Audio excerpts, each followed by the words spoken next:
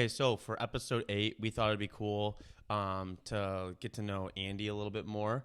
So we're just gonna talk about his playing career. We get some questions here or there about us and our playing career. So I'm just gonna ask Andy some questions, get some feedback, get some stories about Andy's playing career himself. So that's what we're gonna do today. Yeah, it's a little weird because usually in these interviews, when you're interviewing someone, you don't really know. But I don't know everything. Yeah, but Griff knows a lot of what we're going to talk about, but he obviously has a little different perspective, but he was obviously around all this stuff, so it'll be interesting. But there's some good questions that I came up with here that I actually don't know the answer to. So first off, I want you to tell us about like your first memories of being interested in playing hockey and like what made you want to play or like what influenced you like in the early days. Mm-hmm. Growing up, we went to every Trenton High School hockey game. Our parents started going before we were born. They both were born and raised in Trenton, went to high school games just for something to do when they were, earlier in the relationship and early in their marriage before we came over and, took over their lives. And the joke that they always have is that when I was born in February, within like a couple weeks, they had gotten a babysitter so that they could go to the game. And then like the next week after that, I went with them. So I would say that pretty much everything started from that. Our early years of our life were spent going to the high school games and, then obviously transitioned over into wanting to play ourselves as well. So like when you did want to start playing, tell us like what you like what your day one of your hockey career was like what was the first skating, your first practice, what team was it that was, and tell us like about like that first year or two. I think I played I-League or something at the Icebox for like one season or one session, whatever, a few months. I'm not totally sure, but I do know whenever I did start playing, I took like one lap around the rink and then came off the ice and told my dad I didn't want to play anymore because I was the worst one out there, which it was like, a whole group of kids. And I had been skating by myself since I was 2. We'd go to open skating, and there's all these baby videos that we have of Griff up there, like as a baby, just throwing his Gatorade down the steps and stuff. And then my mom would like zoom over and see me just like skating around the rink at like 2-3 years old alone. And then obviously Griff started skating too. So I would say my earliest memories of the ice were that, and then when I started playing, just started playing in the Trenton Association. And after I did quit because I wasn't good enough, the next year or a couple years later, whatever, at like 6, first year mite, I started playing for real, and that was just Trenton House, Trenton Mites.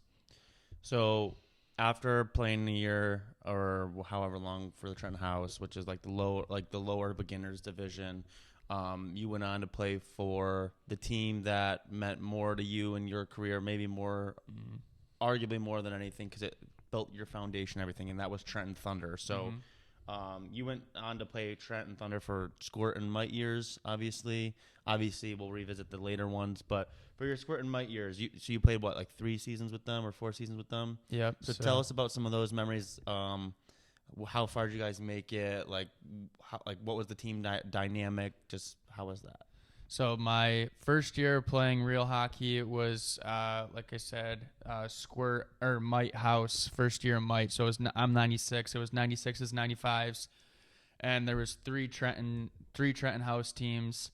And then at the end of that year, I went to the Trenton Travel 96 team, Trenton Thunder, that was starting. It was basically a collection of those 3 teams coached by those guys. My coach at the time was Bob Dunn. He was someone who literally, like, without him, I would not have been the hockey player that I was throughout my career, and I probably wouldn't even be the coach that I am today as an adult. He's awesome. Just because from the time I was, whatever that is, 7, 8 years old, for those next 3 years I played for him.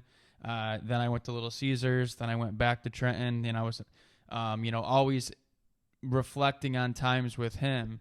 And along with him, I met his son, Justin, which we used to joke all the time that we played, almost 10 seasons together. I think technically it's like 9 seasons, But if you include all the springs, all the summers, and everything after, We'll add on another it's year. we'll consider that 10. So Justin was the best player when we had started that travel team, and Coach Bob had made a comment to my dad that he wanted me to come to the team because I was a good player, but also because he wanted me to push Justin.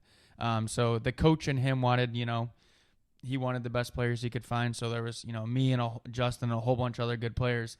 But as a dad, he wanted me to push Justin to kind of compete. And, I say that about, Coach Bob, that I wouldn't be who I was as a player and as a coach without him. And I wouldn't have been the player that I was without Justin, because Justin would go on the ice. We rolled 2 centers.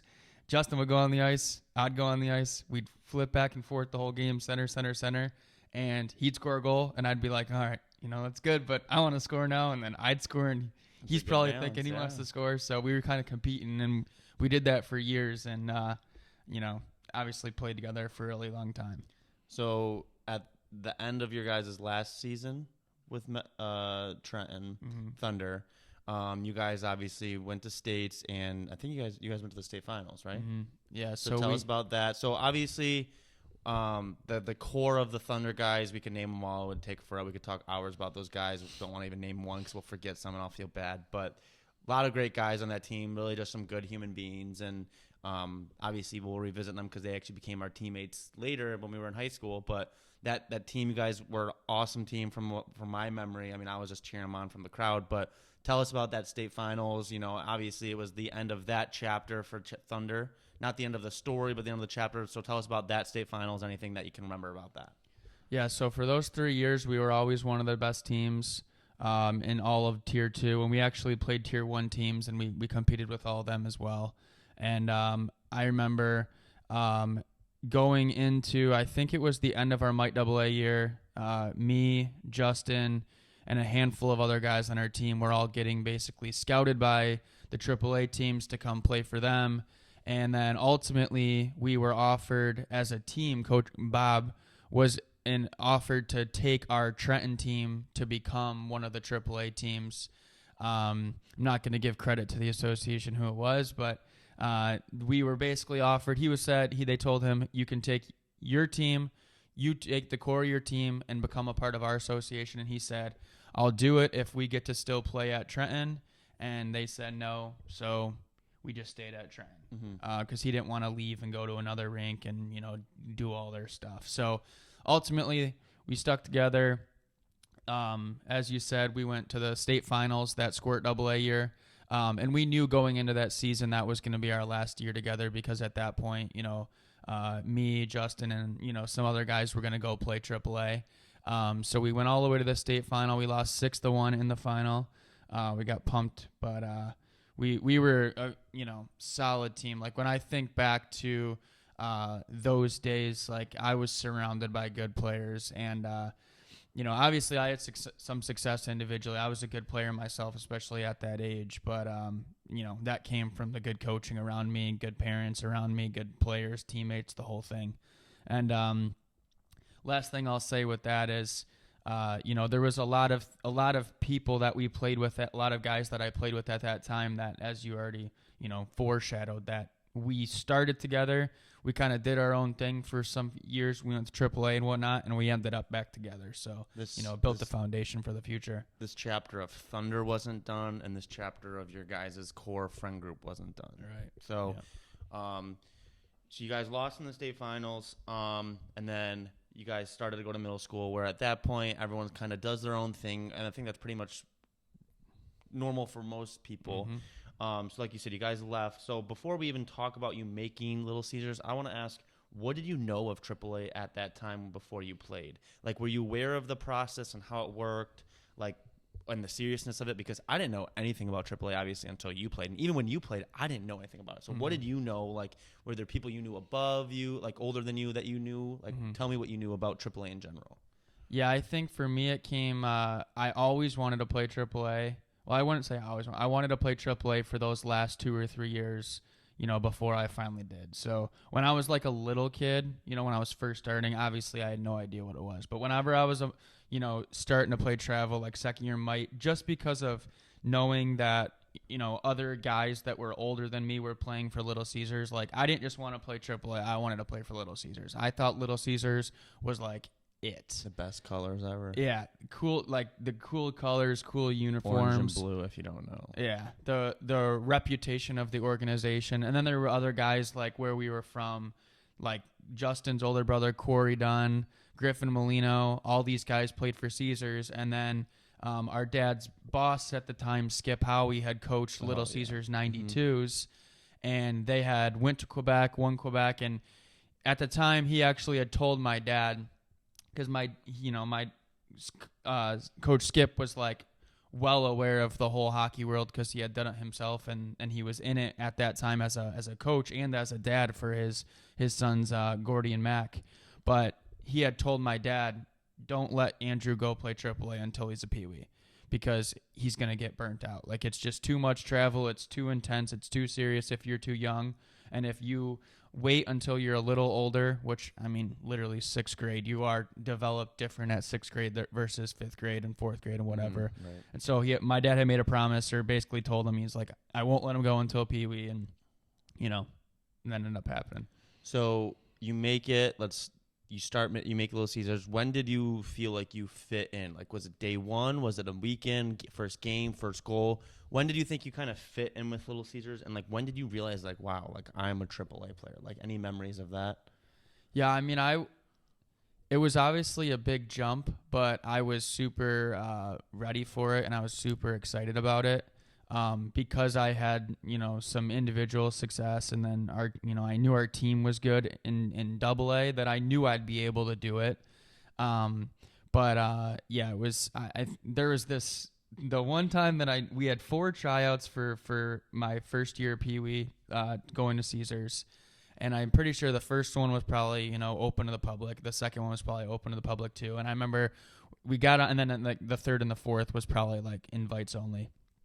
And I got on the ice, and there was, kids from everywhere, and including some of the Mount Clemens kids who we had just lost in the state finals to. And, Mount Clemens, St. Clair Shores, all the top tier 2 teams, and then also, a mix of all the AAA kids. And the 2 things that stuck out for me was when we were doing like the first skating drills, we're just in the corner, doing dots or circles or whatever. And I remember the line in the corner wrapped all the way around behind the net up to past the far blue line. So, if you've got the rink like this, the corner starts here. Normally with a normal team, the line's just back maybe to the net, and this wrapped all the way around to the top of the blue, like past the blue line. And I was just like, wow, this is crazy. Not many reps. And then the second thing was, I think it was the third tryout. I don't know. It was second or third tryout probably. And we were doing a scrimmage, and I got a breakaway. And I was skating on the ice with the puck on my stick on a breakaway, and the coach blew the whistle. Oh, my God. To end the shift, so we had to change. And I remember being so frustrated. I was like, what in the world? Why did he not let me shoot? And I came off the ice, and I was all upset. And my dad told me that. He's like, he's seen you score before. He didn't need to see you score again. Because the coach at the time, Craig Railhead, came and scouted our games. He knew who I was, and he knew that I was going to be. So it was just one of those things. As a kid, I was like, why do you not let me see it? And my dad's like, he's good. He's seen you do it before. I don't want to talk about Quebec just yet. I got a couple more questions about that. So those first 2 seasons, you guys had a pretty good team, right? Like, you guys weren't number 1, obviously, but because Bell Tire was just that team with all those NHL guys. But you guys were still very competitive, I would say. I mean, from my point of view, I was in 4th and 5th grade, but I thought you guys were competitive. Yeah, we were normally like 2, 3, 4. It was pretty tight at the time. So did you have fun in the competition? Like, did you know you were playing like the best players in the country at that time? Like, or were you just so young you didn't even care about that? No, I knew. AAA was not what it's supposed to be for me. I don't know exactly if it was because I just knew my end goal was that I wanted to play for Trenton High School and nothing else was going to compare for it, or what, but I love hockey, and I loved it at the time, and I loved going to the rink, and I loved telling people that I played for Little Caesars. I loved going to Sticks and Pucks wearing the stuff. But, like, the actual hockey itself, it was not I enjoyed knowing that I was up against the toughest competition, and that was cool. but I was not happy day in and day out. And to this day, I don't totally know what it is. I think it was because it was a lot of newness.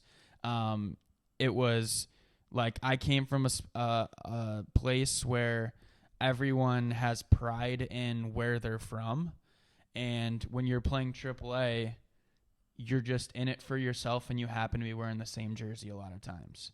And I'm not someone who just likes individual accomplishments. Like, I want to win a championship. And our team wanted to win, obviously. I had a lot of good teammates because I say that, and I was around great teammates and great coaches. Like, we had 4 coaches, and they were awesome coaches. But it was just different from where I had previously been. So I did like parts of it, but I also didn't like parts of it as well. Like, were you getting points? I was getting points. I was playing a lot. It just was different from, like, my enjoyment was a different level. Just wasn't the same. So a big part of AAA hockey and lead up to Pee Wee back then was the Quebec tournament. I'm curious, before we talk about it specifically, your experience, did you know about Quebec when you made Little Caesars? Yeah. You did? I 100% knew about it because Coach Skip had won it years before. So that was like the motivation, was to Yeah, be able to play because in it? Coach Skip had coached Little Caesars 92, and they didn't just go. They won the whole thing. And so we knew that if you played for Little Caesars, you'd be going, if you qualified for Quebec, because now it's different. But at the time, you had to qualify. You had to be one. There was Detroit had 3 spots. So you'd play, September to January, and then the rankings, the standings, like, the cutoff was January or whatever because the tournament was in February. If you were one of the top 3, you represented Detroit. You got one of the bids. And if you were 4th, you didn't get to go. So if you're listening, you don't understand. Quebec is like the biggest tournament of PB hockey. It's like from teams literally all around the world. So that's what he's talking about. So what was some cool memories from Quebec that you had? Like, you obviously built it with the family. Touch on that real quick. What was playing in that huge arena like in front of like a couple thousand people probably? 1,000, yeah. And like literally got to just represent Detroit in front of the world pretty much. Mm-hmm.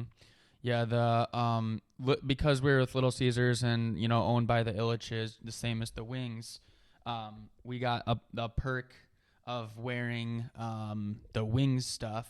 So I would say the first part of all of it was like I think we had beat Honda for one game to actually like clinch it, and Honda was one of the 3 teams that went. It was Bell Tire, Honda, and us. But I remember when we actually like clinched, and then it was okay, let's get all our wing stuff.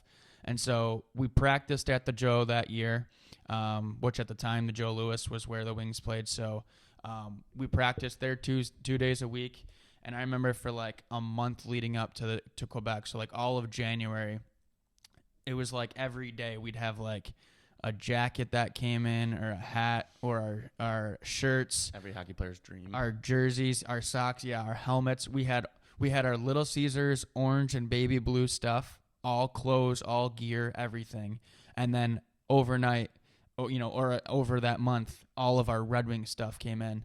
So, getting a Red Wings jersey that said Caesars on the shoulder, and then, Quebec on the shoulder, and then Sawyer on the back was like, that was playing crazy. For the Wings. Yeah, that was crazy. So, that was super cool. We signed all kinds of Frisbees and stuff for weeks leading up to it. And then before every game at Quebec, we'd go on and each player would throw 2 of them to the fans. And they actually were excited to get them, which is weird. Well, to set up the scene a little bit more, we were at the games were at this thing called the Pepsi Coliseum, right? Yeah, Coliseum. And it was like a small NHL rink pretty much like that. And that place was packed. People loved that. Yeah. Like, it wasn't just the parents of there were fans there. Like, I remember there were schools. Yeah, schools took school trips to come watch games. What do they call? Field trip. Field trips to come watch the game. So what was it like playing in that environment at 12? Yeah, that was nuts. Throwing Frisbees out there, playing in front of thousands of people at 12. There's a big Jumbotron. You scored in a game. What was that like? Yeah, that was nuts. I remember the goal I scored, we went to the quarters, so we won the first 2 games, then we went to the 3rd game and we lost that game. I don't know what game we lost or what game I scored in. I want to say it was one of the round robin games. It might have been the first one. I think you guys won 5-1. Yeah, I think it was 5-1. But I was skating up the ice, and it was a 2-on-1, and I was a center. Sometimes I played left wing. But L.A. Grissom, who was a defenseman, he was skating up the ice as well. I was on the left side of the ice, and I think it was the second period because it was, well, it must have been because it was our bench. And LA was on the right side, and all I remember is just him screaming, shoot, shoot. He's just screaming, shoot, telling me to shoot it. And I just shot it. I think I went 5-hole. But I always shot low. But I scored low and then came around the corner, and, LA is very energetic guy, so he's going nuts. Man. But, yeah, that was super cool. And then 12 years old, making 1,000 people scream. Yeah, it was pretty cool. That's cool. Yeah, we got interviewed, like just three, like me and a couple of the teammates walking, through the concourse, got interviewed for a radio station. Not because they knew who Andrew, Sawyer, and whoever else I was with. It was just because they saw three guys and they had the Red Wing stuff on and they thought it was amazing. So like when you guys were there, because you guys lost in the quarterfinal, like you said. Mm-hmm. Was that like something that, like, I mean, I know you're in 6th grade, right? No, 7th grade. Were you like crushed after? Like, did you have expectations to win it all? Yeah, I don't know if I necessarily went into it thinking we were going to win, because it was all about the whole experience, because you play like the scrimmages and stuff when you're there too. But obviously wanted to win, but I think the focus of the trip was so much more than just like winning it. Because it was like you're billeting, you're there for 10 days. Tell them about the billeting. You stay with a family that didn't speak a ton of English. Like, that's a whole experience. Yeah. So, no, it's so obviously they speak French primarily. That's their first language. So, the players are set up, like 2 or 3 players are assigned to a billet family. And so my billet, my teammate was Justin Dunn, as I already mentioned. And then we were assigned with a billet family. Claude and Christoph was the son, and so they spoke English a little bit. Claude the dad, he spoke English, but that was his second language. So we would stay there, over the 10 days, and then after the game and throughout the day, we'd go see our parents, and I know you were there, Griff, and whatever, and do touristy stuff. But we're staying with the family, so I remember like we had crepes for the first time there. Mm-hmm. We had fondue there, which for a picky 7th grader who eats chicken nuggets and cheeseburgers and pasta, I don't think I even had the fondue, but it was that's like a French thing or whatever. Yeah, I think. Right. So, but yeah, that was super cool because it was just it was a different culture, and it was a totally different language. And the one thing I remember about there as well, or the other thing I remember, is how much snow they had, because obviously it's February, and even coming from Michigan, it was like it put our amount of snow to shame, because they had like these, basically they were tents that were over the driveway. Do you remember this? Mm-hmm.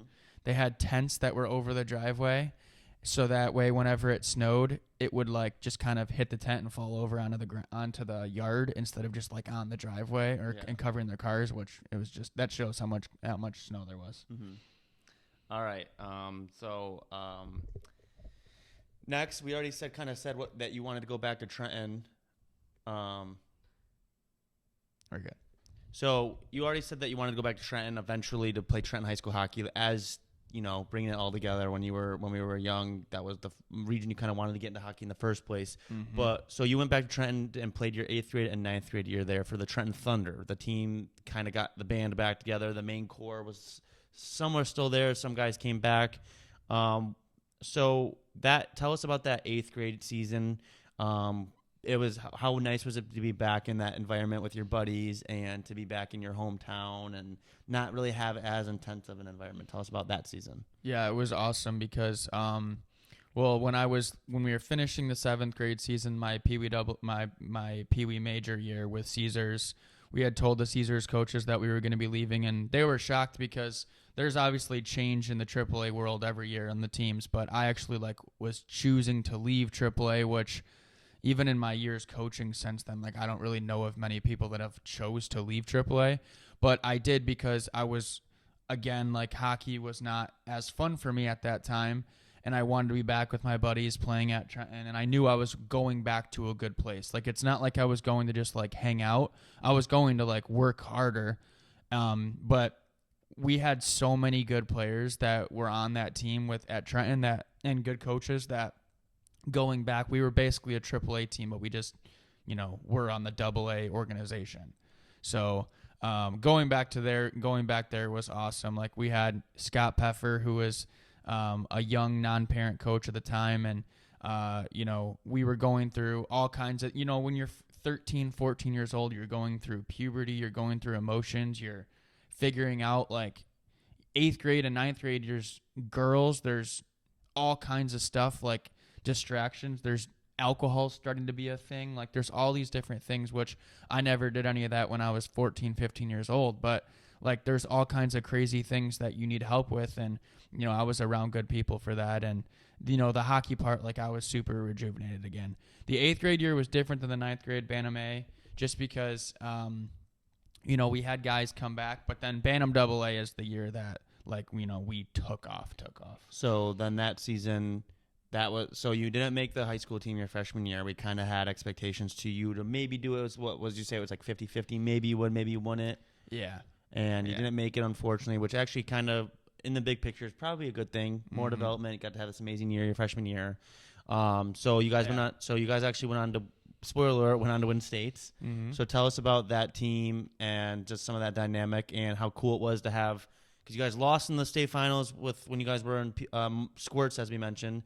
To everyone go do their thing for 2 or 3 years, come back and go on to win states. How was that team dynamic? Yeah. So I actually again with Coach Bob Dunn. Yeah, exactly. So we had Scott Peffer, who was a non-parent head coach, and then Bob had came back for that Bantam AA year because Justin had stayed one more year in AAA, which, like I said earlier, that was the one season that we weren't together. From the time we were 8 years old until 18, there was one season. It was that Bantam A. So there was, me, Justin, Mitchell, Gallia, like Johnny Lethman, so many guys that were just like super, super good hockey players. And it was just super competitive. Like even now, when I started coaching, I looked back at that time of me playing with those guys from like a coaching perspective and just knowing like you had those 14, 15-year-old kids all on one team. And we all wanted to win so bad because we had played together for so long. We got along, like we knew each other our whole lives.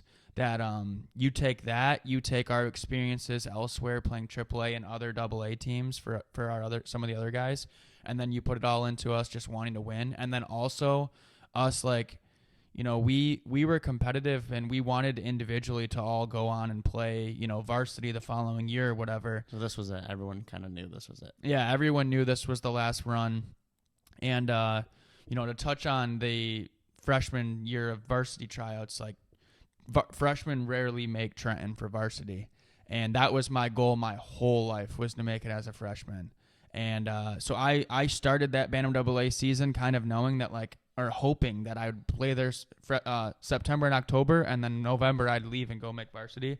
And I got cut the second day of tryouts, the second of the third day, again with Justin. And Coach Turner just told us, you guys got to get stronger. I'll see you next year. And then, came back and used that as motivation for that following year. And like you said, went on and won states, went to nationals, the whole thing. Real quick, touch on that state finals game. It was a crazy game, right? Yeah. I think we were up 4-2. I don't know for sure. All I know for sure is that on the fourth goal, when they tied it up in the third period, we were playing Farmington Hills.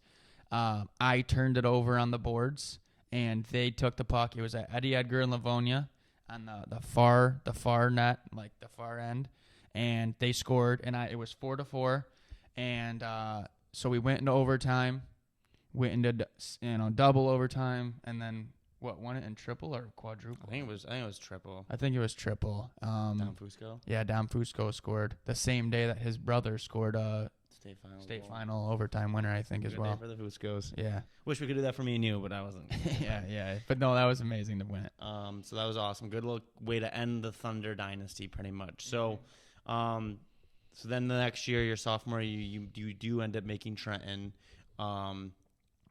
Tell us about that tryout process and finally making it. Yep, that was a huge relief, obviously, because at that point, I was so devastated not making it as a freshman. I was like, I better make it as a sophomore, which at the time, like, it was handled a little differently than it's handled now. Like, if you look back on it from, like, an overhead picture, like, I was captain of the Bantam AA team that just won states in Trenton. I had like 110 points or something, and other guys on my team were right there with me, and it was just obvious that we were probably going to make that team. But at that time, you didn't know you had a spot until the week of tryouts, November 1st or whatever it was. That it always started the Monday that November 1st was in. And, obviously was so excited to make it and finally live out that dream of playing for the team that I wanted to play for from the time I was, freshly on the ice and freshly born into this world. So, yeah, it was incredible. So that season, you actually played on like the first line, the top lines, and actually had like an impact. It was awesome. Tell us about your first goals against Wyandotte, I think. Just tell us about that first goal, how it was to have that kind of the monkey off the back, big relief.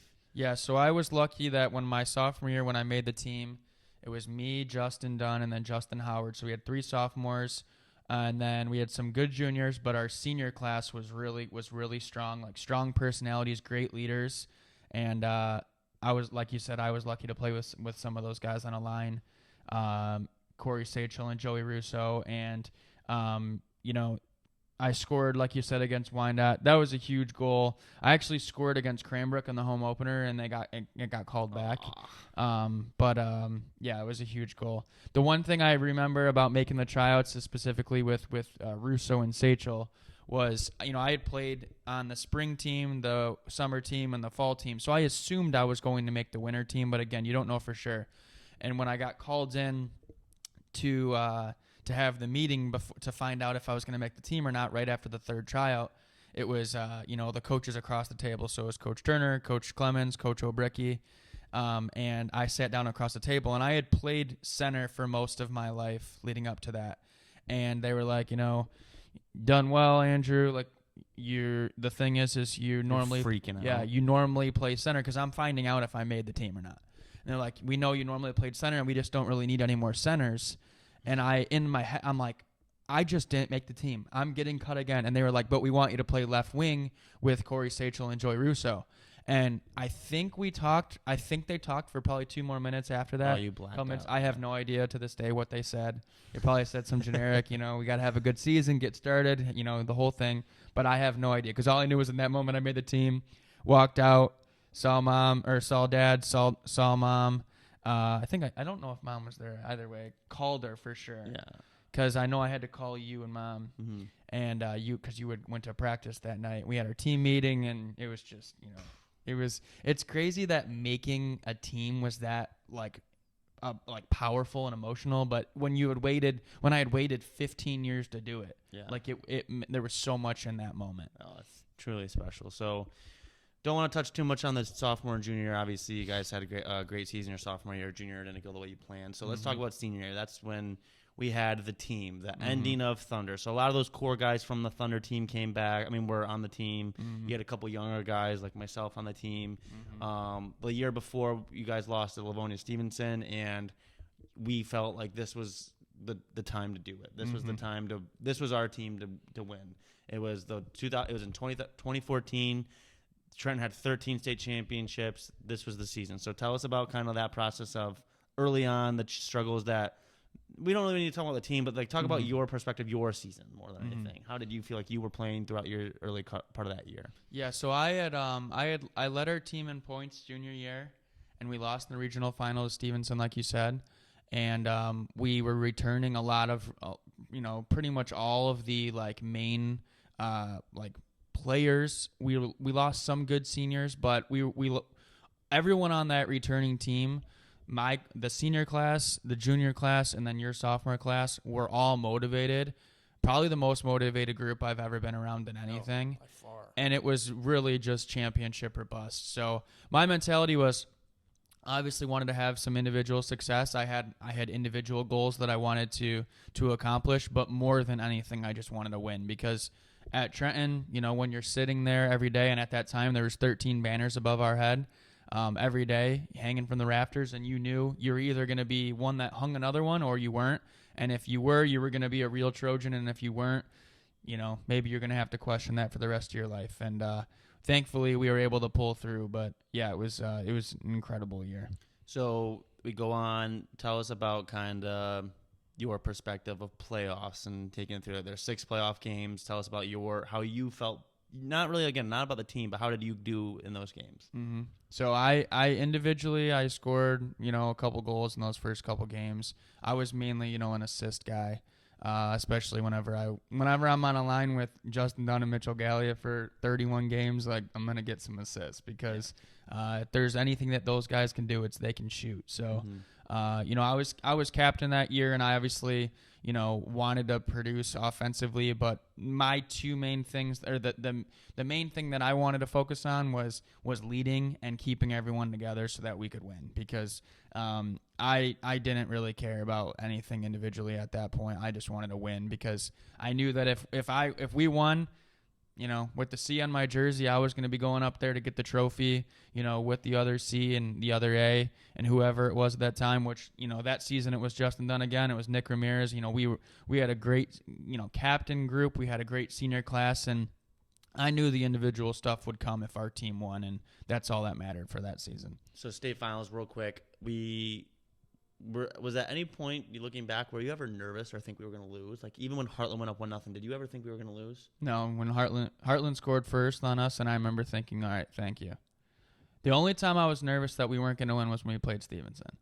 And I was confident we were going to beat them, except for one play because we beat them in the double overtime, and I think there was one play in that overtime when we were on the penalty kill, and the guy had a shot, and it went past me, and I remember sitting there being like, yeah, they just scored. They won. It's all over. And everything sank in me, and My somehow it hurts right now thinking about it. Me too. Somehow it came out, and we were good, and then we ended up winning.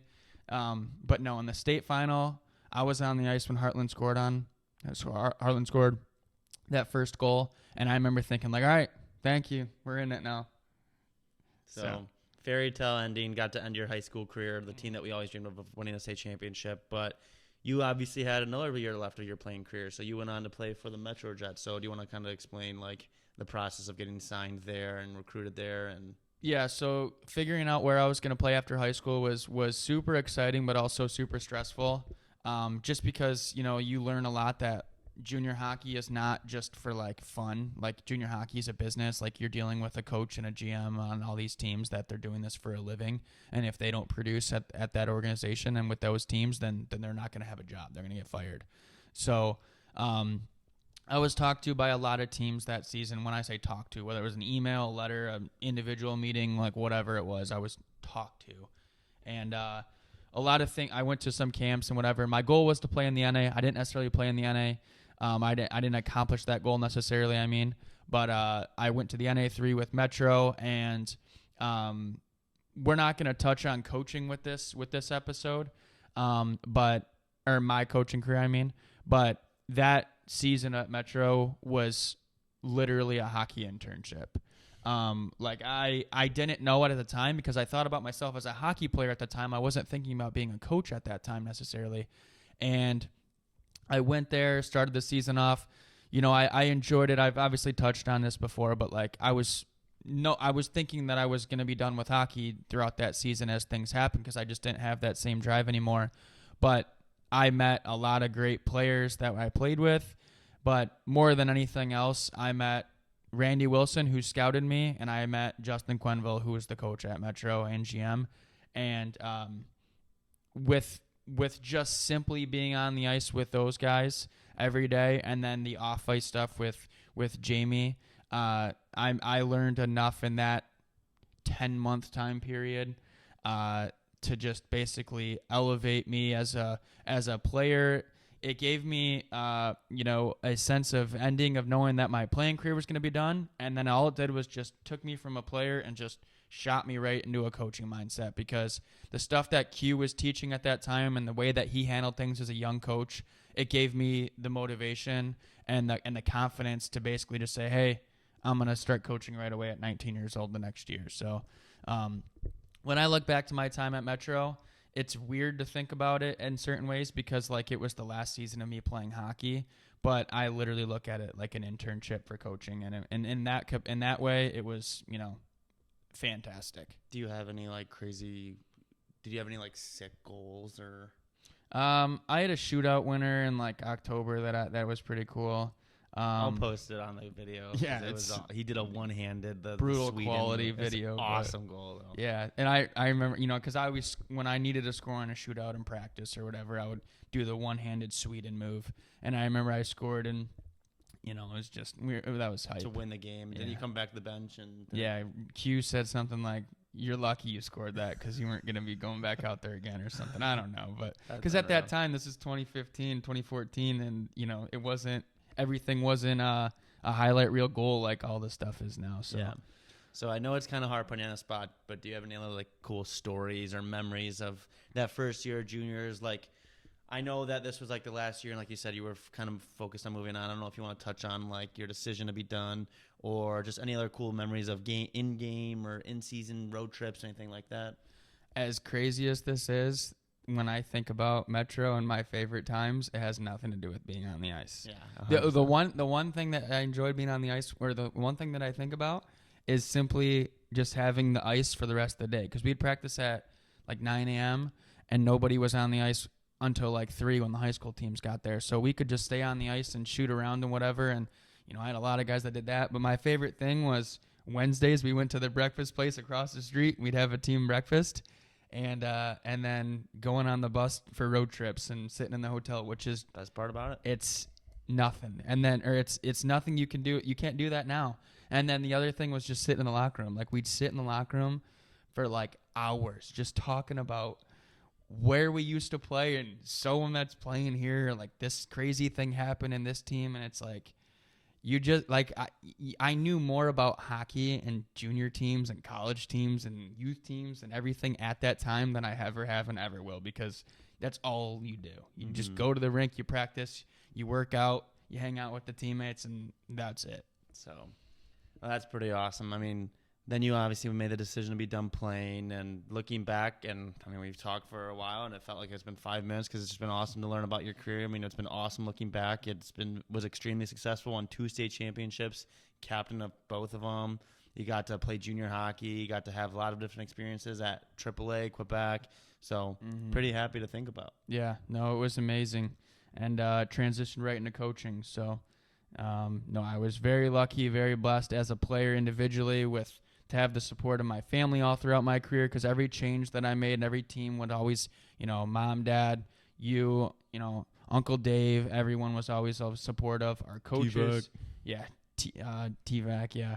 Our coaches, teammates, like as far as the people that I met in my career, it was, unbelievable. So pretty fun to look back and talk about this. Just helps us get to know you some more for the listeners and everything, and also pretty awesome to hear about the stories. I mean, those are the kind of stories that help make you the coach and the person you are today, which, helped make SDI and helped make Sawyer Development Institute. Like and Sawyer Brothers Show. I'm sure, like you said, a lot of the things you learned from Metro are some of the foundation of our coaching. So, so it's been really cool. Do you have anything else you want to talk about right now?